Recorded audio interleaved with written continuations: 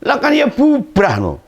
Masa kita mengomentari sesuatu disebut pengganggu, mengkritik disebut pengganggu. Wah, ya blas ra main no, Bos.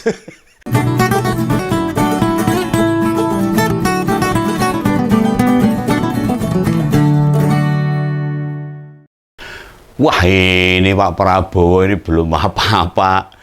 Jadi sebagai presiden terpilih sudah bilang pihak yang tidak mau diajak kerjasama jangan mengganggu. Ini pesennya medeni loh. Nah ini gimana logika capres terpilih ini? Mengganggu gimana? Gak boleh mengkritik, gitu. Gak boleh ngasih masukan, atau gak boleh berkomentar gitu, kayak dulu.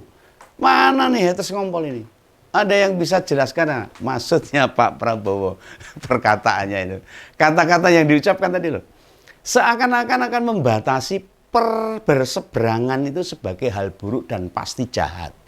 Oposisi itu jahat, mengganggu tok isine. Mungkin pikirannya begitu. Politik kok sepicik dan semenjerumuskan begitu. Wah, ya janganlah.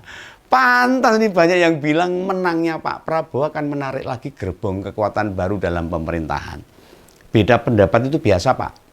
Mau soal apapun berbeda itu biasa dan indah.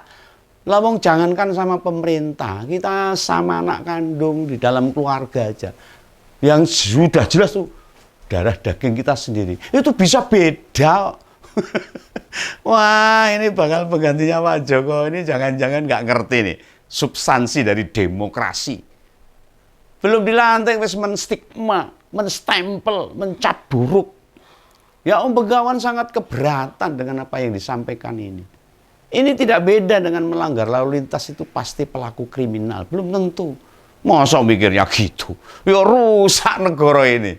Sebagai orang tua, masa kita mendidik anak yang tidak patuh itu bukan anak baik? Kan ya tidak toh. Gimana masa depan demokrasi ini kalau caranya begitu? Bila presiden terpilih bicara substansi perbedaan pendapat baik, tidak bisa menghargai. Loh di Senayan sana itu tempat DPR bekerja, parlemen itu nggone beda pendapat. Oh anak berdebat tuh padu balang-balangan kursi nih. Nah meski sesama wakil rakyat pendapatnya podo, tapi apa itu disebut dengan pengganggu? Jika belum dilantik bilang begitulah, semoga usai pelantikan dia bisa bilang oposisi itu sama aja musuh negara. Agak repot loh, belai tenan loh. Yang menyedihkan banget yang kayak ginian bisa terpilih. Oposisi ini penyeimbang. Segala sesuatu itu harus seimbang. Nek ora seimbang, glempang. Melakukannya ora jejeg. Misalnya tidak siap dikritik atau tipis hatinya. Bahwa wis mundur wae dari politik. Menikmati hari tua dengan damai. Jodohkan tuh Mas Didit. Supaya cepat bisa ngomong putu gitu loh.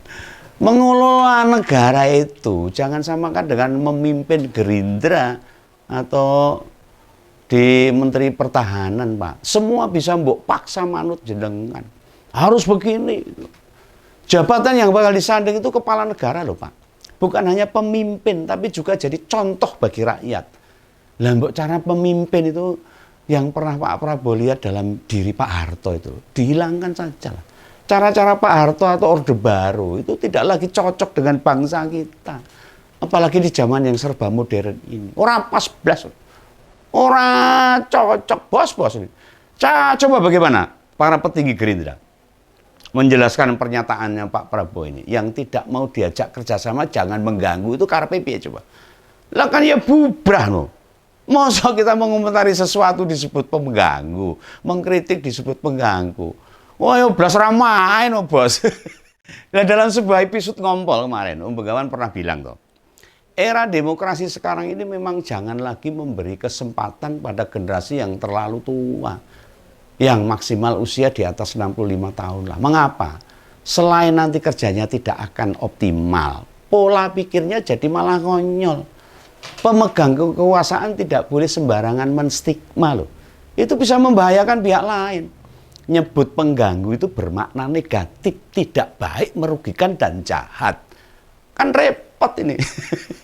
Lah terus nek ada kebijakan keliru, kita biarkan berjalan gitu saja. Enak korupsi ugal-ugalan, rakyat meneng wae ora dikritik. Pemerintahan yang ugal-ugalan orang gena, kita diem aja, rakyat diem, orang-orang pinter, orang baik diem. Lah cilaka no. Nggak ngerti nih selama ini Pak Prabowo memaknai orang yang berbeda itu seperti apa. Apa yang berbeda itu jahat, merusak, mengganggu, membahayakan dirinya. Kan ya enggak begitu loh. Ingat loh, yang mau dia pimpin itu 270 juta rakyat.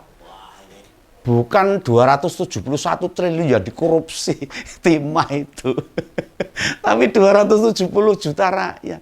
Sementara dia mimpin satu istri dan satu anak saja.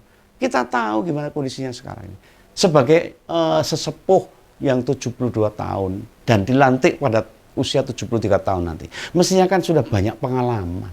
Mayoritas hidupnya di militer, mestinya sudah dijadikan pembelajaran saja. Nah, dulu waktu di militer silahkan beranggapan begitu, sebab TNI memang tidak dikenal apa itu demokrasi. Semua ikut pemerintah komando, komandan. Nah, chain of command. Jadi dari komando dari atas dilaksanakan di bawah. Tapi kalau ke pemerintahan alam demokrasi ora iso gitu toh, Pak. Selalu ada penyeimbang, ada pemerintahan, ada oposisi, ada yang kritik. Adanya ya mau siap dan kalau di militer, kalau di pemerintah ya enggak. Atau di Gerindra mau memimpin dengan tangan besi, ya bebas saja. Soalnya partai Gerindra memang yang berjibaku Pak Prabowo sama adiknya waktu itu. Mendirikan Gerindra dengan berdarah-darah Pak Prabowo dengan adiknya. Sekarang Pak Prabowo menang Pilpres, mimpin kepala 270 juta lebih rakyat. Mosok beda juga dianggap pengganggu. Ini sebuah yang intimidatif, Pak. Memojokkan kita. Yang selalu memberikan kritikan, memberikan masukan, memberikan pendapat yang mungkin berbeda. Ini memojokkan kita. Penuh kecurigaan ke kita. Kita ini sebenarnya ingin membantu membangun. Untuk meluruskan sesuatu yang salah, yang bengkok-bengkok, yang ugal-ugalan. Yang tidak sesuai dengan konstitusi dan melanggar demokrasi. Serta tidak mencerminkan seorang demokrat. Ini yang perlu kita kritik. Apa ini jadi pertanda?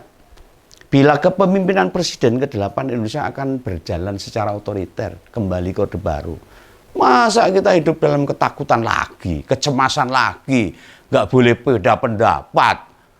Walah, coba para pendukungnya mencermati ginian. Gimana cara menjelaskan itu semua? Mau manut, mingkem, dan yayo nggangge tok ini. Ini saya juga heran ini, para mahasiswa ini ngopo itu loh. Sinau tok tapi tidak tahu tentang kehidupan bernegara. Percuma, no. Ingat loh Pak. Ini pesan Begawan ini. Sebagai negara yang menghargai perbedaan, kurangi menganggap orang yang berbeda itu mesti dianggap akan bermaksud jahat dan mengganggu. Intimidasi dalam dunia modern itu sudah tidak laku, Pak. Bukan zamane wis ra zamane. Melihat perbedaan sebagai upaya melawan pemerintah yang sah.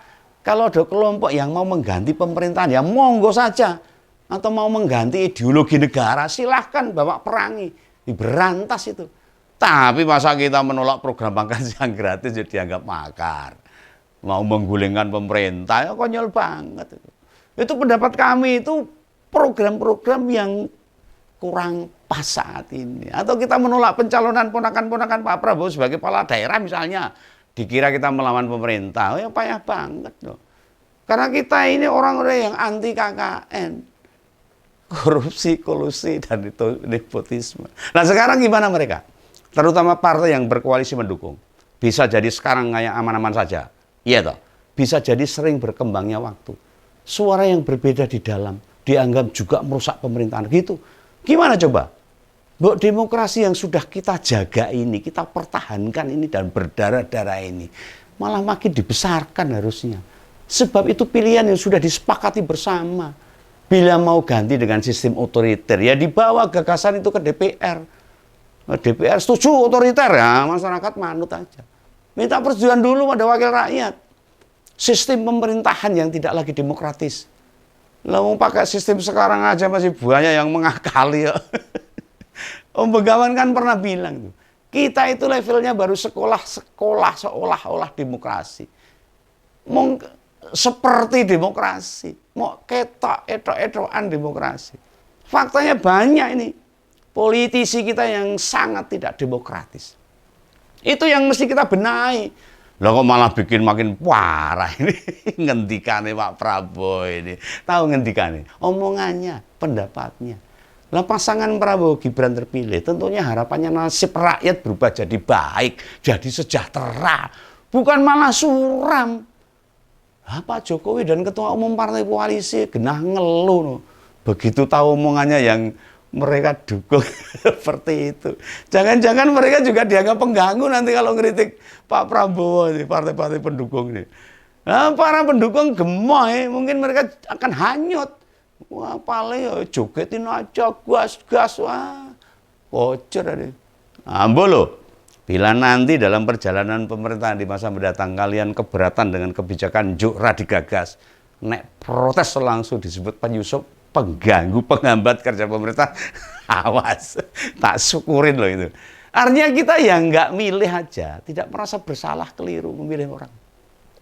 Bagi yang memilih yang cekot-cekot yang sirah, gue sampai terkena imbasnya loh. Iyalah, ayolah kita pertahankan negara demokrasi yang sudah kita perjuangkan bertahun-tahun ini. Demokrasi NKRI, harga mati.